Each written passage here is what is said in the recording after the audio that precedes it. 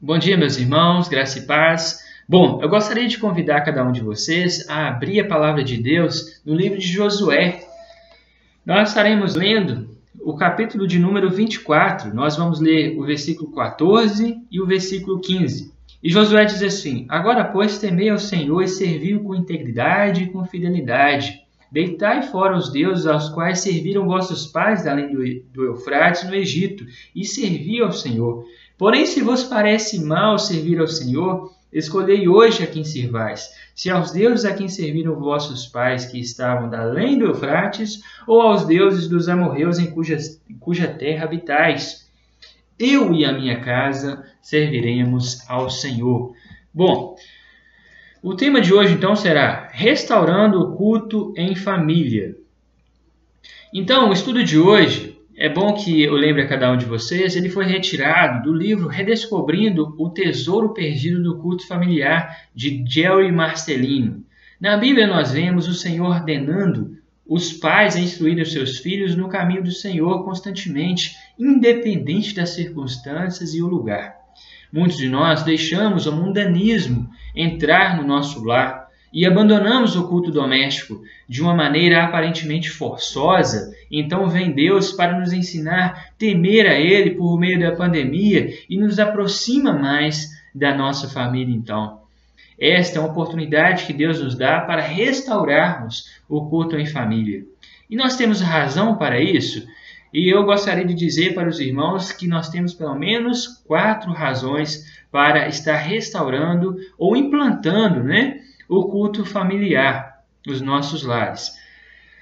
Em primeiro lugar, os pais são mordomos dos dons de Deus. E esta é uma razão para nós estarmos instituindo o culto no nosso lar. No Salmo 127, o salmista diz: Herança do Senhor são os filhos, o fruto do ventre seu galardão. O salmista diz literalmente que os filhos são presentes, dádivas, dons de Deus aos pais. Os filhos pertencem a Deus e os pais são mordomos designados por Deus para cuidar destas almas que nunca deixarão de existir. Isso significa que os pais devem usar todos os meios que Deus os deu para alcançar os seus filhos com o Evangelho do Senhor Jesus Cristo. O desejo do coração de um pai para com seus filhos deve ser como o de Paulo, com seus filhos espirituais, como ele diz a eles: porque de novo sofro as dores de parto, até ser Cristo formado em vós. Gálatas 4:19. Assim como Paulo, os pais devem ensinar a palavra com todo o coração e inteligência, ao ponto de experimentar dores, até que vejam Cristo formado em seus filhos. Se Cristo é sua vida, meu irmão, se Cristo é sua vida, minha irmã, em cada respiração que Ele te der, que Ele te proporciona, procure apresentá-lo aos seus filhos, tanto pelo viver como pelo falar. Uma segunda razão para instituirmos o culto familiar nos nossos lares é que seu filho foi colocado em seu lar por um desígnio de Deus. Os pais devem reconhecer a boa mão de Deus sobre seus filhos ao colocá-los em um lar de pessoas crentes. Ainda que haja jugo desigual, a bênção do Senhor está sobre esse lar, sim. Em 1 Coríntios capítulo 7, versículo 12 ao 14, o apóstolo Paulo diz: Aos mais digo eu, não, Senhor. Se algum irmão tem uma mulher incrédula e esta consente em morar com ele, não a abandone. E a mulher que tem um marido incrédulo e este consente em viver com ela, não deixe ela o marido. Porque o marido é santificado no convívio da esposa e a esposa incrédula é santificada no convívio do marido crente. De outra sorte, os vossos filhos seriam impuros, porém agora eles são santos.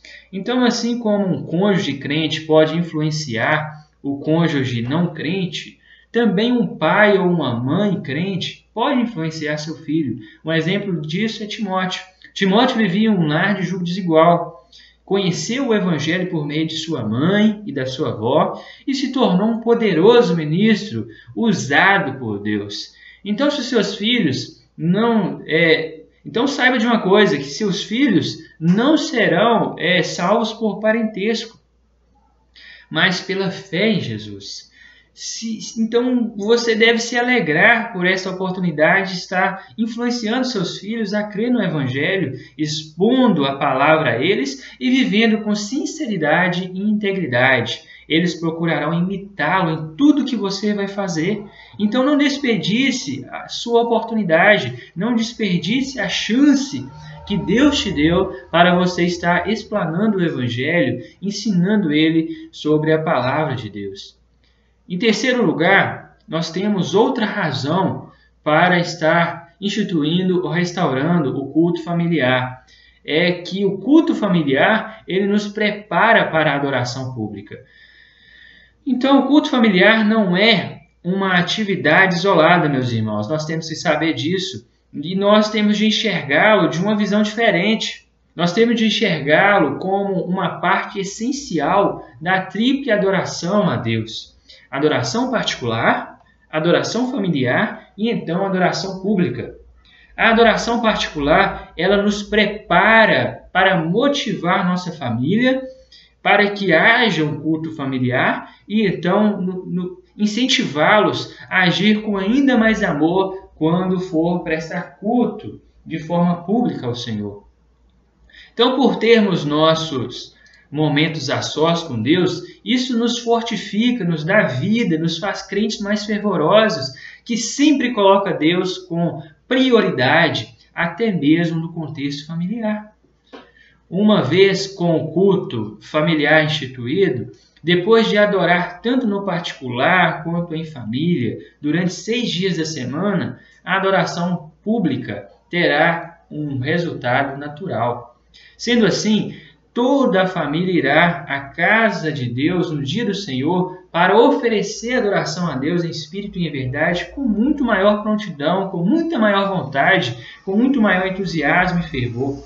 Então os filhos dessa família saberão que a adoração não é algo que alguém pratica ocasionalmente durante alguns dias da semana ou durante o domingo, mas entenderão que a adoração envolve toda a vida, todos os dias da semana, todos os momentos, todos os segundos da vida dele. E, enfim, compreenderão que o dia do Senhor é o ápice de tudo que fizeram na semana.